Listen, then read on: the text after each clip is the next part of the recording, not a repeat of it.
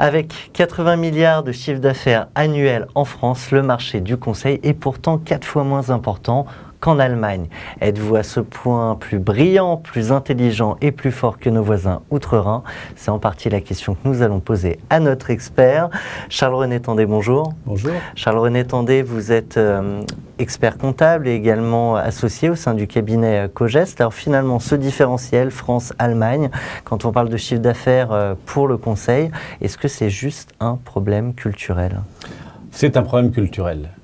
Les Français n'aiment pas dépenser de l'argent pour des honoraires, dans tous les domaines, quels qu'ils soient, alors que je crois que nos voisins outre-Rhin sont plus dans cette logique d'investissement, en se disant si je dépense un peu, je vais plus gagner derrière. Donc évidemment, il faut le faire à bon escient, mais il y a ce problème culturel de dire non, tout de suite on regarde le court terme, ça me coûte, alors qu'on ne regarde pas le long terme, ce que ça peut rapporter.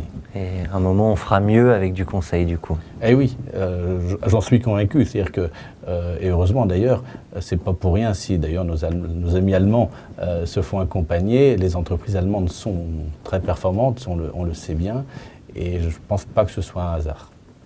Donc il n'y a pas cette idée qu'on sait mieux que les autres? Non, c'est pas qu'on sait mieux que les autres, c'est que on regarde juste, on est dans une culture aujourd'hui de la non-dépense.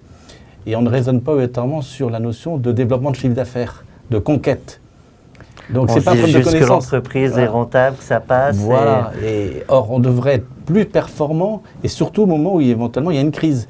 Parce qu'on peut ne pas voir arriver des évolutions technologiques, mais aussi réglementaires. Et le jour où il y a une crise, eh bien, l'entreprise qui avait plus de réserves, qui avait été plus performante, qui avait été mieux gérée, eh bien, va surmonter la crise. Alors que nos entreprises françaises, on le sait bien, sont un peu sous-capitalisées, sont plus fragiles.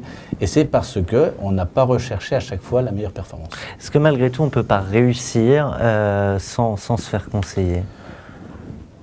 Peut-être qu'on peut, je ne vais pas être excessif ou extrémiste, mais il faut quand même reconnaître que je doute que le dirigeant soit un spécialiste de tout, au courant de tout. Et lorsqu'on a des décisions sur le long terme à prendre, comme un changement de système d'information, comme une organisation à mettre en place, ou des contrats, des conditions générales de vente, des décisions qui engagent, eh bien, je pense que ne pas se faire conseiller est quand même préjudiciable pour l'entreprise, sans remettre en cause la compétence du dirigeant. Charles-René Tandé, si vous aviez un tout dernier conseil pour les dirigeants qui nous suivent? Mon conseil, faites-vous conseiller. D'accord, ben voilà, très bien. Un grand merci à vous, je le rappelle, expert comptable et associé au sein du cabinet Cogest.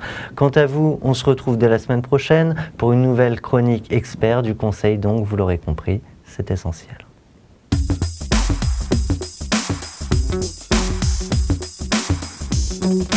Thank you.